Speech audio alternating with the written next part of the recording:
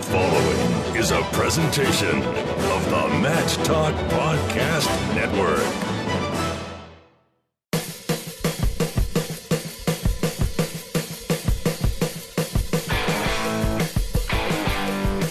Hello, wrestling fans. It's time for the World Wrestling Resource Podcast.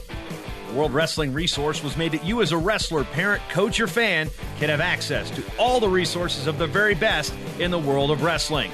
I'm three-time wrestling writer and broadcaster of the year, Jason Bryant, and I want you to join me, along with John McGovern and world champions Terry Brands and Dennis Hall, as we talk training tips, topical discussion, mental preparation, and more on the World Wrestling Resource Podcast.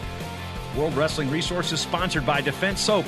Find World Wrestling Resource on Facebook at facebook.com/World Wrestling Resource and follow us on Twitter at WWR40. And, of course, on the web at worldwrestlingresource.com. Now on to the show as we join John McGovern, Terry Brands, and Dennis Hall. Episode 40 of the World Wrestling Resource Podcast. Jason Bryant here with you. Today we're talking with a guy that knows John McGovern pretty well. Well, at least he knew him well enough to be coached under him at the University of Virginia. Jim Harshaw, our guest today, an All-American at the University of Virginia, former Division I head wrestling coach, now currently working in fundraising and administration at the University of Virginia. Jim, we've had you on the Matt Talk Podcast Network before, but welcome to your first edition of the World Wrestling Resource Podcast. Yeah, it's good. This is when you know you made it. You know, you get on a short time podcast, and then you follow up with the World Wrestling Resource Podcast, and it's like next up, Joe Rogan will be calling me up for his podcast. So that's how it goes. And you're a podcast nerd, just like I am. So. I am. I've got my own podcast, as you know, Success Through Failure. So yeah, I'm a podcast guy. And that's one thing we're going to touch on today is what you've learned from Success Through Failure as your podcast, and also using your background in administration and coaching to help the listeners of this program, whether they be high school coaches, college coaches, club coaches, do things that you've learned how to do well, whether it be through your time running Riot Sports Marketing and using social media to leverage a fan base and whatnot. But let's just start with the podcast first, because this is a podcast. I do a podcast. Actually, I do 19 of them, and you do a podcast. So Success Through Failure. From a wrestling standpoint, let's first talk about what the basis of the show is and how it really evolved from initially starting as a wrestling show to what that's helped you learn from a wrestling mindset. Yeah, so it all started in fall of 2014 when I had an opportunity to do a TEDx talk in Charlottesville, and it's actually one of there's TEDx sort of events all over the world. There's like 7,000 or 8,000 of them by now. The Charlottesville one's in the top 1% of the biggest ones in the world. So I got to speak on the main stage in front of 1,000 people, streamed live, and I got to tell my story about success through failure as a wrestler. So for any of the coaches and wrestlers listening, I definitely recommend checking it out. I've had a ton of people tell me that they show it to their team or they send it to their kids. Actually had the CEO of Trout Unlimited sent it to around the whole organization. So it resonates with people. So it's about my trying to become an All-American at University of Virginia, Division I All-American, and I failed my freshman year, I failed my sophomore year, I failed my junior year, and here I am my senior year facing all this self-doubt. And actually, I failed in high school, too, because my goal was to win a state championship in Pennsylvania. I didn't even get on the podium. And so I had just this sort of long run of failures throughout my whole career. And it was because of those failures that I was actually able to become an All-American, able to beat the fourth-ranked guy in the country in the All-American round at Nationals. So we look at failure as a bad thing. It is. It's not obviously not what we're seeking out. But when we're able to gain perspective and look at all those failures and understand they are normal, that's the path to success. If we look at any successful person, anybody, and that's what I do on my podcast. I find the most successful people I can, billionaires, CEOs, astronauts, New York Times #1 best-selling authors. And I interview them. We talk about their habits for success, but I always ask them, like, tell me about a time you failed and had the self-doubt, that overwhelming self-doubt that everybody has to deal with, and how you overcame that, because we don't realize that successful people deal with failure. So anyway, that's what the podcast is about. It really started with that TED Talk, and that sort of kicked everything off. Now, as we look at things that you've learned from these interviews, it started as a wrestling-based show, Wrestling with Greatness. Then you're getting your Wrestling with Success, and Success through Failure. It's evolved, it's morphed, it's pivoted in the world of marketing that we like to use that term. Companies and things pivot. But is there something you've discovered with these non-wrestlers that have the mentality of a wrestler that they don't know it yet? It's things that you've learned from non-wrestling people that are like, yeah, we deal with that all the time, and you're able to share that with your listeners?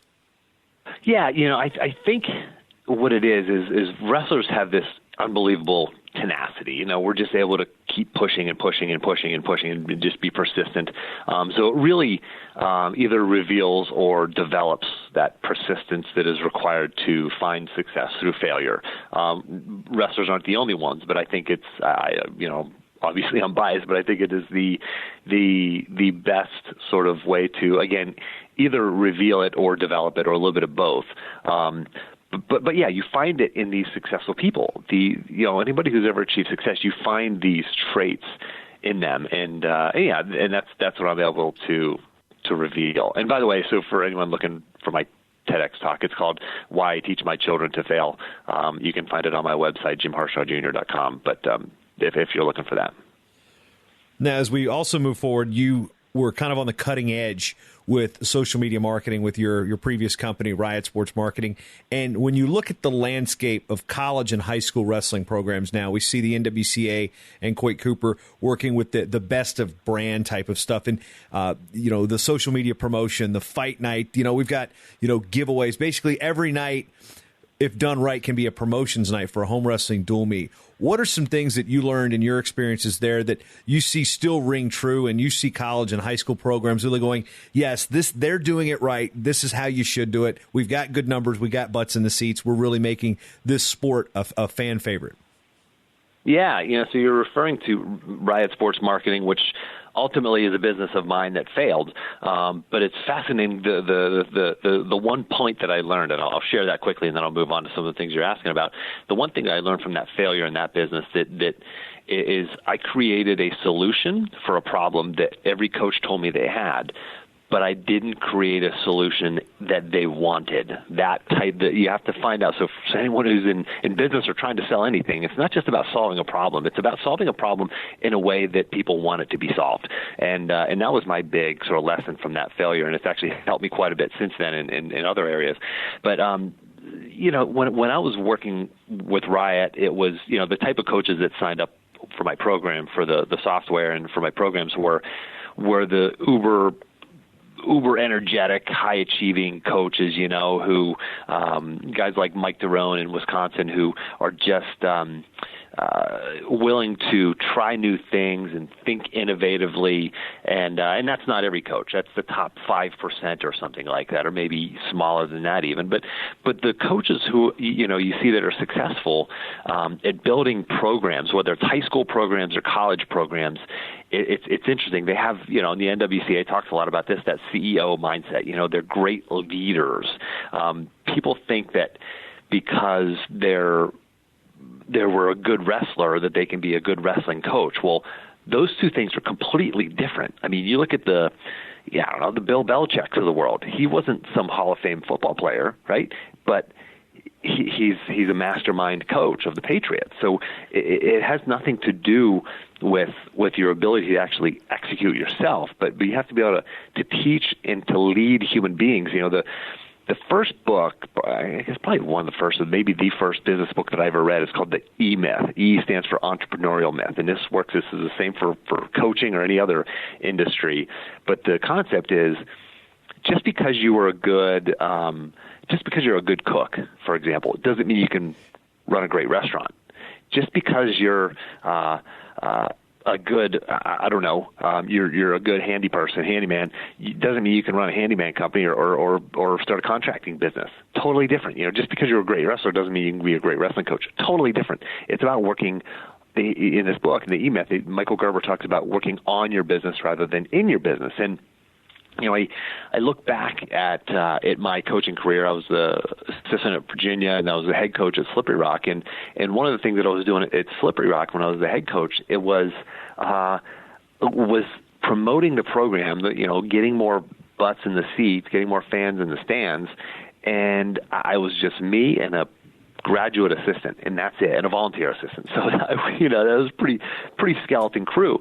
But I was able to get 2 interns from the sports management program. They came in. I sort of told them all the things that I wanted to do to promote the program, and they did all these things.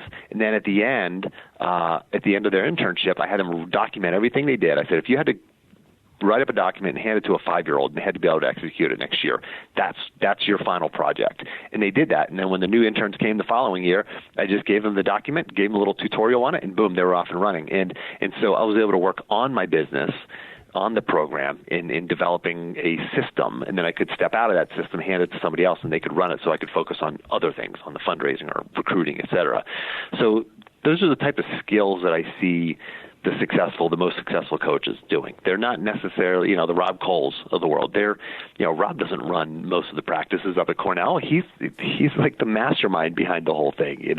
Nobody thought Cornell could be contending for a national championship, and look at where they're at. They've got an amazing standalone building, and they've contended several times, been in the running to win the whole freaking thing.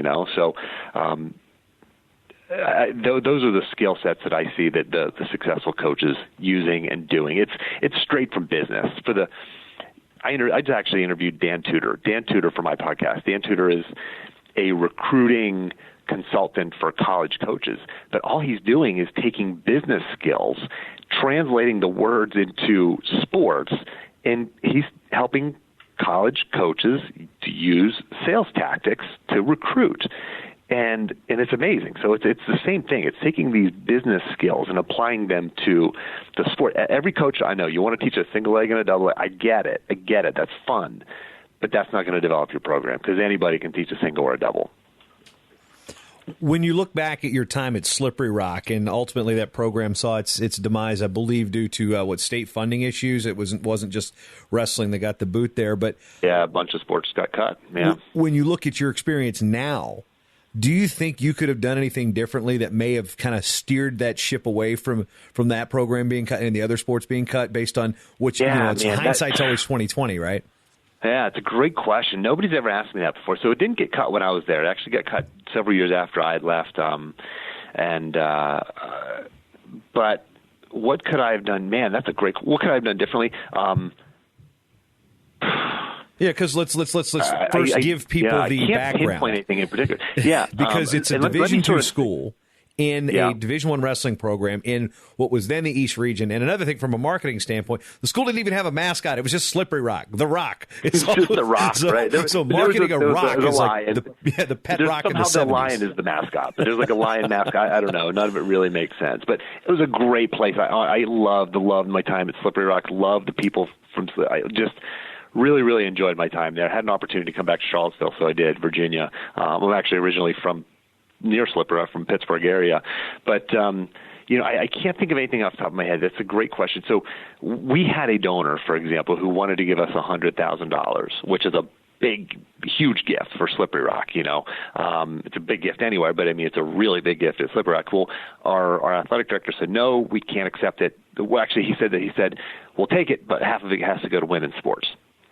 And our suggestion with the donor was, well, he's like, no, I'm not going to give half of my money to some other sport. He's like, I want this to go to wrestling. Well, our AAD said, can't do it. Sorry, it'll put us out of compliance with Title IX. It's like, well, why don't you just use that as a challenge and do a matching gift? So we're going to raise $100,000 for women's sports, and it's going to be matched with this other gift for wrestling. So there was some, I think, short-sightedness on the administration's part. I guess looking back, what could I have done? Man, we had such a great, well-organized alumni base. They were connected. We were raising a lot of money. Even after you left, Derek Del Porto was doing a good job. I mean, that was right. They put a lot of guys in that very last year. They were a team. I mean, I think some of that may have been the emotion, but they were a competitive. I wouldn't say they're maybe 2 top 25 teams that year. Yeah, I mean, they're not not sitting there going to challenge the top 10, but there was a competitive team, and it was in a favorable qualifying situation too. Very much so, very much. I look at that as a program where it really. I don't know that there were any things where I think you look at a Duquesne, for example, and that was a program who didn't have a really well-organized alumni base that was supporting it. I don't know that, you look at Slippery Rock, you had a quality head coach in Derek Del Porto who was an alum, who was well-connected. That was a program that I don't know that there was a whole lot you could do. You had an athletic director who just really didn't have, I guess in some ways, the thing that probably could have been done more was educating the athletic director on the value of wrestling, because you can't say it wasn't my fault, it wasn't Derek's fault, it wasn't the alumni's fault. You have to accept some of that for not educating the athletic director. It was a failure in educating the athletic director in the value of the program. That would have been it was a tough sell to an individual who really didn't didn't get it, but. Yeah, I don't know what else to say about that one. Yeah, I mean, I think we could go down a rabbit hole in there, but we're focusing on the resources, and this is also giving me a reason to bring Jim on to one of the other various shows on the Matt Talk Podcast Network. And also just a little programming note as we interject here. This episode, this show, the World Wrestling Resource Podcast, we got a new domain name for it. So you go to WWRpodcast.com. That'll take you to everything archive shows. Of course, the main website is worldwrestlingresource.com. But for this show, you can update all your browser links because I got rid of that subdomain, and now it's just WWRpodcast.com. So a little bit of a programming note. Now, Jim, when it comes to your role at University of Virginia, we know that you're in fundraising. You've got to raise a lot of money, and we've talked about the cost of attendance on the episode of the Short Time Wrestling Podcast, which people can go back and listen to at MattTalkOnline.com. But what are some things that you've learned about your time in administration and the fundraising role that not just college coaches or club coaches or high school coaches, but just any coach can really use and adapt and say, I can apply this to my program when I need to raise money? Because a lot of people don't like to give money, especially wrestling people. We're notoriously tight. But, what's some things you've learned about the college athletics giving and receiving world that wrestling can apply to itself? So first, I will say this. In the wrestling world, we all sort of feel like it's us against the world, right? We feel like we are the only sort of targeted sport, and that nobody gets us and nobody understands us, and they always trying to cut our sport. And it's not that. So I work in athletics now, and in higher administration, and it's, I have a broader perspective of things, and it is not just wrestling. There are so many Olympic sports that are sort of, it's not, target's not the right word, but that are sort of, underfunded, want more, need more, and have every right and deserve more. But the resources just oftentimes aren't there because they're invested in football and basketball. And to be honest, I now look at football and basketball and money that's put towards those sports as a true investment in wrestling and everything else. They truly and honestly are, because those, especially in college, especially Division I, they pay the bills. Football pays the bills, period. So anything we invest in football and the success of football is an investment in every other sport. So that's first, is to I really want wrestling people to realize that it's not just us. Don't have a chip on your shoulder about wrestling getting screwed, and it's there's a lot of sports out there that are struggling and want more funding and want more resources and more promotion and more marketing. So that's one. But I would here's another one before I get into the real key to your question there. Another one is I'm always a proponent, any chance I get to speak out against the singlet and changing the singlet, I will, because I don't care about what the singlet looks like. You don't care about what the singlet looks like. That has no bearing on my opinion, because my opinion is not about what you or I care about. Jason, you and I are going to go to the national championships if they wore freaking tutus. You know what I mean? I could care less what the uniform is, but it's not about you and me. It's about the colleague of mine who just walked down the hall about 45 minutes ago, and we were talking, and she's a wrestling fan. She's actually a wrestling fan. She was at Penn State. She's big. We always talk wrestling. And she went off about the singlets and how bad they are and how embarrassing it's. And another colleague of mine, we've had a few opportunities to put wrestling into pictures of wrestlers into marketing materials of ours, and we couldn't find a picture that didn't show someone's package or didn't have some kind of awkward position. It's just the reality of the singlet, right? So I think we need to get past it. Oh, and I just had a friend of mine, her son is in 8th grade. He wants to go out for wrestling, but he won't wear a singlet. So those cases are out there. The kid who doesn't care about the rest of the singlet, he doesn't care about any uniform. So why not change it and get a larger slice of the pie of people who would be willing to watch and to participate. So anyway, I'll get off my soapbox about the singlet. But here's the biggest key that coaches need to do to continue for the health of their own program is to educate and engage. So what I do at the highest level, and I raise millions of dollars, we educate and engage, right? We educate and engage our fan base. Why? Because we want them to buy tickets. We want them to donate money. That's why we do it. We don't do it just because it's a nice, fun thing to do.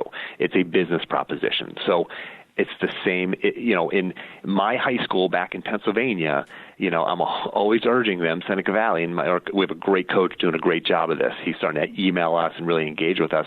But I always tell people, like, if I was to donate $100, for example, to my college program versus my high school program, the $100 is going to go much further in my high school program. I need to be educated. I need to be engaged. They're 300 miles away, and the more you can get people educated and engaged, the more willing they are going to be to send you money, right? But you have to ask for it. You have to educate them, engage them, build the relationship, and then ask. Have the guts to actually ask for money. Hey, listen, we're raising money for this. We'd love to have your participation.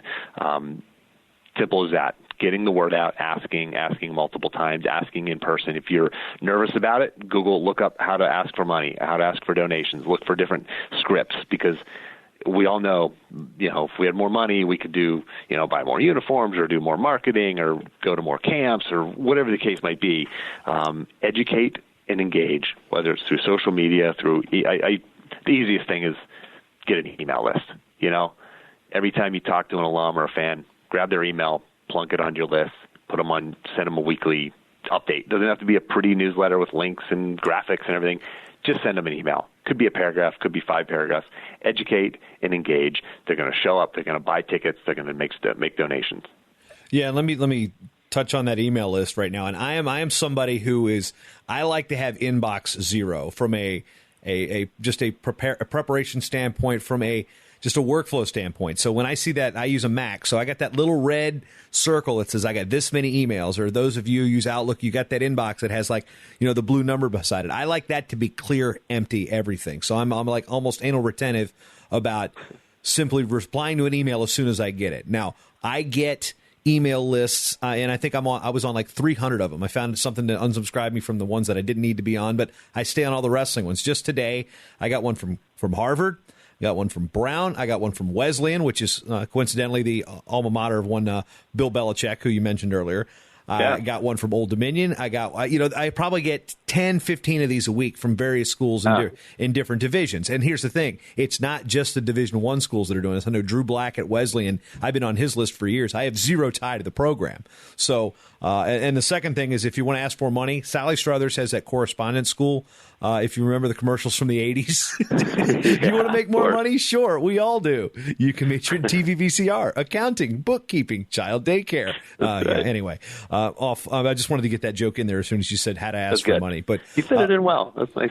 Yeah, or you can get your degree. You can major in TV VCR or accounting. It's like, I just remember this commercial. Back on the rails. Let's get back on the train here when it comes to other resources that you found that say working with kids now, we can go down the singlet train for as long as we're till we're blue in the face. I think there should be options at the younger levels, and I think we've discussed that ad nauseum on the other show. But when you're talking about getting kids out for wrestling, and we talk about retention rates, and we talk, not from just a college level, but every level, retention is an issue.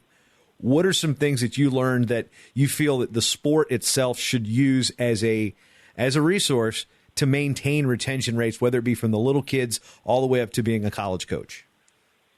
Gosh, I look at Steve Garland, the head coach at Virginia. He's had very little attrition from his roster. Just very few guys quit the team. And it's because he does such a good job of making everybody feel important. And this is any great leader, right? Any successful leader makes people feel important. You hear people who talk to like successful, high-profile politicians, and like you talk to them for like a minute, and you walk away and go, man, he just like charismatic and really makes you feel like you're the most important person in the room. Well, that's what a good leader does, and that's what a good coach should do is make the kids who aren't getting the little taste of glory that there is in the sport of wrestling, that they should make them feel important, make them feel valued as part of the program, but also rewarding effort. You know what I mean? We don't just you shouldn't just be rewarding winning the championship or being the most improved or the best wrestler on the team. Like, reward effort. There's guys on the team. I can think of guys that I coach who just work their tail off, work so hard. They set an example, but they were never going to be. I mean, gosh, some of them were never going to be a starter, even. And let alone an All-American or national champion. And recognizing the effort. Whether it's the youth level on up. And I always talk to our youth guys that I coach now. And I always try to recognize somebody at the end of practice and say, like, did you guys see how so-and-so, every time we broke to go practice a move, he was the first one doing it? Or these two guys, this pair they were the first guys doing it, and usually those are the best two guys in the room. So you go, okay, wonder why they're so good. It's because of the effort. So anybody can do effort, right? Anybody can execute that. Rewarding effort, and making everybody feel important. Those are two big things that I see successful programs doing. When we look at the health of college wrestling, and there's so much of the sport focuses on, and let's look at the numbers here.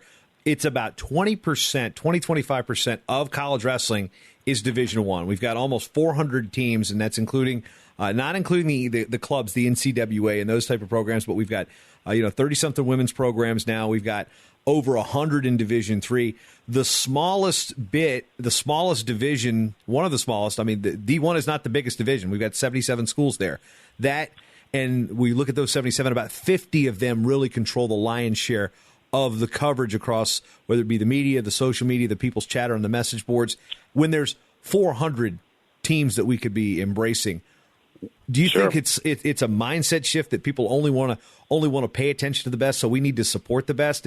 Should it be top down, or should it be grassroots in terms of how to grow and really promote and market the sport? Yeah. I mean, it's you look at the NFL. The best teams are getting the lion's share of the marketing. It's just a fact of life. It's just the best teams are always going to get the most sort of coverage, and or even where the stories are. Right now, Iowa State, who is not not very good in terms of their winning percentage, but they're getting a lot of coverage right now. Why? Well, because of two reasons. They got a new head, fired. Their prior coach Kevin Jackson resigned, and Kevin Dresser is now the new head coach.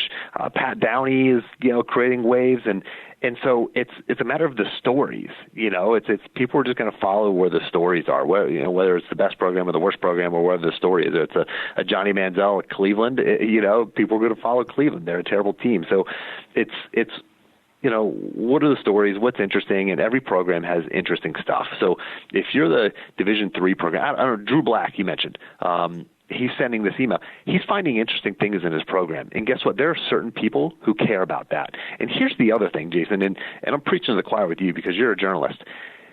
It is so easy to get media coverage. It is so easy to get media coverage. Wrestling people complain about, I can't get media coverage, nobody cares. Pick up the phone. I learned this from my dad. My dad, construction worker, never went to college. He's just a hard worker. And when I was a kid, every time I won a tournament, he would pick up the phone and go, my son is the greatest thing since sliced bread. You should do an article on him. And they go, well, what did he just win? Well, he just won this big tournament. And guess what? My picture would be in the freaking paper. I mean, these journalists have to find something to write about every single day. Find the story. Send it to them. A couple years ago, a bunch of the assistant wrestling coaches at UVA all had babies within 2 months of each other. They were all girls, right? They're all girls. Yes, exactly. And there was all four coaches and me. I was a sort of the club coach at the time, and but we all had girls at the same time. And I called up the local family magazine, and they did an article. I'm like, hey, we got a bunch of coaches that had girls. They're like, oh, awesome, what a great story. We'll put your picture in. We'll do an article, and a bunch of people saw wrestling and read about wrestling in the local moms magazine. Pretty good. But it's so easy. It's so easy to get just all you got to do is this. Look up the phone numbers for all the sports editors on the local TV and media outlets, TV, newspaper, radio. Look up the sports people, write down their phone number and their email, put it on a document, save it, and anytime you have something interesting, shoot them all an email or shoot them a phone call. I mean, it's that easy. I guarantee you more than 50% of the time you will get coverage. Yeah, and that even happens with me, and I'm pretty dialed into a lot of this stuff. So even with one of the shows that I produce here on this network, the Division III show, I had the assistant coach at York College in Pennsylvania, a school I'm familiar with, and all of a sudden their assistant coach calls me and says, hey, this is an interesting story with our head coach, Dwayne Bastris. And he went and explained it to me. And I'm like, wow, that's good. So we went and he went and explained how this was his first year because there was something came up where he was the interim coach. And then there was a hazing issue that they had to fight through. Then he became a full-time coach. I mean, there were so many different things that each year presented itself. And even though I know that Dwayne Bastris was a national champion at York and he's been the head coach there for a while, their assistant coach reaching out, and this plays to your point about not just the parents but the coaches, call the media. I mean, I wouldn't have gotten that story if Corey King doesn't, email me and say, hey, there's an interesting thing here about Dwayne Bastris. And that was another pitch. Johnston Wales, Lonnie Morris is a great story up in Providence. Again, sticking with the Division III angle. I had Lonnie on my radar. It was one of these things I wanted to do. And it was just when I got to it, assistant coach Brian Allen sends me an email. I was like, look, hey, we just won our 300th dual meet. This is our 20th year as a program. Boom. I mean, the story just kind of, you can always have it on your radar, but it was their initiative that put it in front of my plate to make it say that's more time sensitive.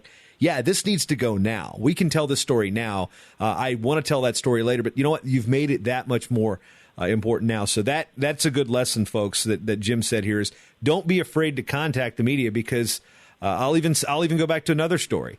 Let's see. When I started Matt Talk Online in 1997, I was doing some work, just kind of the volunteer stuff with Wrestling USA Magazine. Well, every single week, Frank Lapoli, who was a wrestling promoter in Virginia, works with the Virginia Duels. His son was wrestling at Great Bridge High School. They were ranked in the top 5 in the country. Well, every week, almost to the point where it became repetitively painful, and my roommates knew he was going to call, but Frank Lapoli would call me with information and statistics about Great Bridge that worked on their national ranking and said, we have this 80% bonus victories, all this type of stuff. And you know what? I've got this information. I'm going to run it up the flagpole. I'm like, all right, Lanny Bryant at Wrestling USA, no relation. Hey, here's what's news coming from Virginia. So it ultimately plays for exposure. So if you're expecting the newspapers and the TV stations to do anything. Actually, Joe Baranek, I got to mention him at Old Dominion, for example. When he was at ODU, I know he's coached some at Army and at Virginia. I'm not sure if he was there with you at the same time, but no, he wasn't. But I know Joe well. But he's now an NAIA coach at St. Andrews down in North Carolina. And when Joe was an assistant at Old Dominion, he was calling Channel 10. He was calling Channel 3. And we were terrible at the time. Joe's great at that. I mean, Jeff Rusak was our guy. He was ranked 5th in the country. These dual meets were hideous. We had 50 people at the field house. But guess what? The television stations were there. I mean, it's a dual meet against Campbell 15 years ago. You want to know how bad that dual meet was? It was bad. I mean, the story wasn't the two Olympians coaching on either side with Dave Auble and Gray Simons. It was about the 74-pounder wrestling a guy named Lance Nixon. So it's possible, even in a large metro area, Hampton, Newport News, Norfolk, Virginia Beach, to get one of your 3 TV stations, because most of the major markets have 3, 10, and 13 is what they were back home. Channel 10 came out to our matches quite frequently because of the work of guys like Joe Baranek did. So, again, that was a part-time assistant coach. And did everything for the program. So we went on. Wow, that's a rabbit hole that could be a whole nother segment too, Jim. It is, but it's so important because coaches, they complain about it. People complain like, oh, why did wrestling get covered? Pick up the freaking phone and do it. It's so easy to do. So I really encourage people to just try. Again, like I said, it'll work 50% of the time, probably more. Well, yeah, and there's another thing, too, is I get into these, and this is another rabbit hole. I mean, we've gotten so many rabbit holes, they're tunnels now. But I don't think that made a whole lot of sense. But let's look at the NCAA championships. We'll just go with it.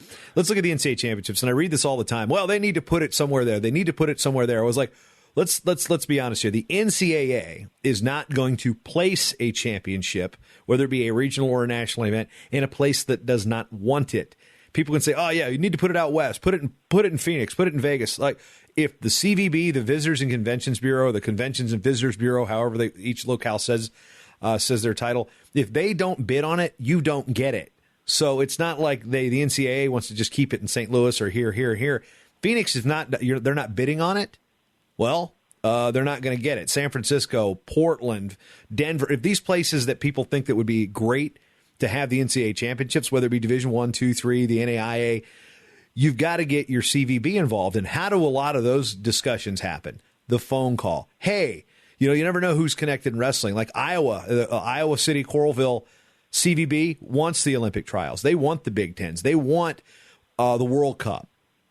Because they not only is it a wrestling community, but they've got people saying we want more events. So for those of you in the area that you want to host an event, get your CVB involved in trying to bring wrestling to your town too. So that's another topic entirely. I just wanted to throw that in on the importance of phone calls.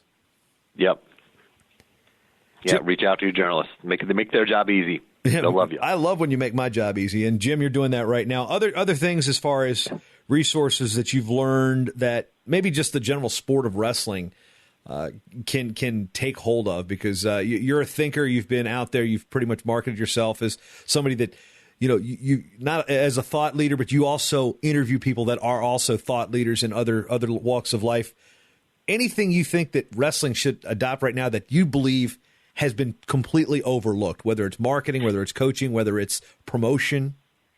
Yeah, I think the perspective I look at wrestling from now is we have to approach it as a business. People get upset when people make a living or make a ton of money off of wrestling. I'm the opposite, man. The more people are making money off of our sport, the more those businesses are going to be vested in the health and livelihood in participation of the sport. So I think the more businesses, the more revenue that can be generated from wrestling, the better off, whether it's someone selling T-shirts or doing wrestling camps or running tournaments or whatever the case might be. I think we need to look at it from that perspective, and really I think the single organizing theme of the sport needs to be about marketing. That's why there are major sports who that is their single organizing focus and theme, and they're big time sports because of it. There's people give so many excuses about wrestling. Wrestling isn't popular because it's not a ball sport. Everybody wants football and basketball. Well, guess what? Like MMA is pretty dang popular. So is NASCAR. People, it's not a team sport. It's an individual sport. Well, it's like there's a lot of individual sport. I mean, look at the Olympics. There's track and there's swimming and again, go back to MMA and tennis. I mean, there's all these sort of litany of excuses that people use, and it's like, no, wrestling can be just as popular as any other sport. It's not that it's people say, wrestling is boring. It's like boring, like baseball is boring. You know what I mean? So there's so many reasons why wrestling is just as good, if not better, than any other sport. So we can market it. It can be the biggest sport. It has so much potential. So it's a matter of first believing that, stop using the excuses, and then second of all, approaching it with a business mindset. So I believe that the more we can use the CEO mindset, the more we can learn from business, sales skills, marketing skills, leadership skills, management skills, fundraising skills, the more we can use those, and coaches can learn them, and volunteers with programs can learn and use those, the better off we're going to be. So it's not about teaching singles and doubles. Yeah, there are great technicians out there, and that's really helpful. But really, when it comes down to it, there's tons and tons and tons of great technicians across the country. But you know what? There are a much smaller number of great leaders, actual leaders who can build programs around the country, and that's where the true value comes. Those are the guys who are making the Kevin Dresser kind of money, just signed a $2.25 million 7-year contract. Those are the guys who are making the big money, providing the ton of value and growing the sport. So really, to me, it comes down to business principles. Yeah, and you can find Jim's TED Talk or TEDx Talk, to be more specifically correct with the terminology, at JimHarshawJr.com. Also a link to his podcast, Success Through Failure. Also social media information on Twitter at Jim Harshaw. Other places they can find you, Jim, and if they want to reach out to you, those listening, and say, hey, they want to pick your brain maybe on some of the ideas that you've got here, whether it be from a fundraising situation or even youth coaching or your Division I coaching experience, what's the best way to get a hold of you? Yeah, shoot me an email, jim@jimharshawjr.com, just HARSHAWJR. So, or just, Google my name. You'll find my website. Go to my website. Shoot me a message on Twitter, whatever the case might be. Jason, can I take a minute and plug John McGovern? Please do. Oh, this is the perfect setup here. So John McGovern, World Wrestling Resource. John was my assistant coach at Virginia. And before John came along, I didn't really know if I could be the best. I didn't have the goal of being a national champion. John got into my head and convinced me that I could be a national champion. So my goals shot way up. And I remember one day, first of all, I learned how to believe at a high level from John. That's affected me every day. It's changed my mindset. I'm so thankful for the sport, for wrestling, for the University of Virginia, for investing and paying for him to be my assistant coach, for Lenny Bernstein, for hiring him. But I remember John. I learned a work ethic from John, because John, I always was a hard worker, but when John came to me one day, he was still training, and he said, he was my coach, and he said, he's like, Jim, I think I need to get stronger. I think I'm going to, and he was jacked, by the way, and he's like, I think I'm going to start lifting instead of just once a day. I'm going to start lifting twice a day. I'm like, holy crap, this guy's like, okay, I got to step it up. If I'm like, they're going to try to keep up with this guy. So he's that little voice in the back of my head that always makes me doubt my own doubts, and it makes me get rid of any excuses that I think I might have. So impressive dude. I'm so honored to be on this podcast, and thankful that he's been a friend and a mentor of mine for a long time. All right, now you got to give us a funny story about McGovern and some of his quirks.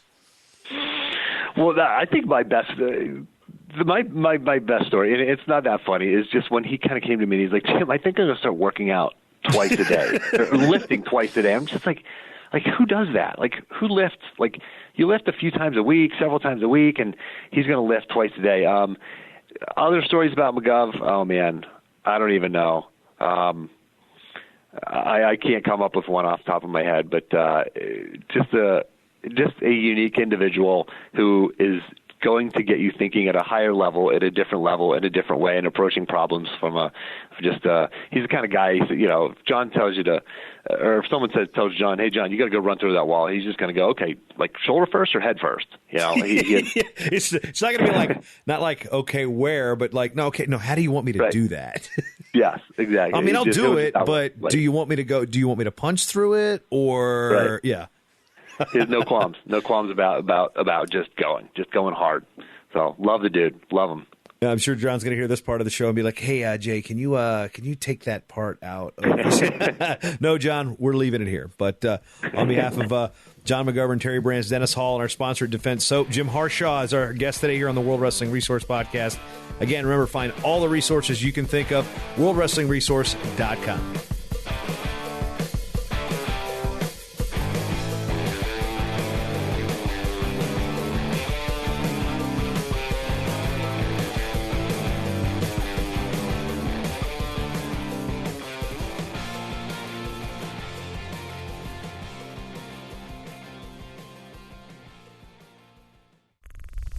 Show is part of the Matt Talk Podcast Network. For more wrestling podcasts, head over to MattTalkOnline.com.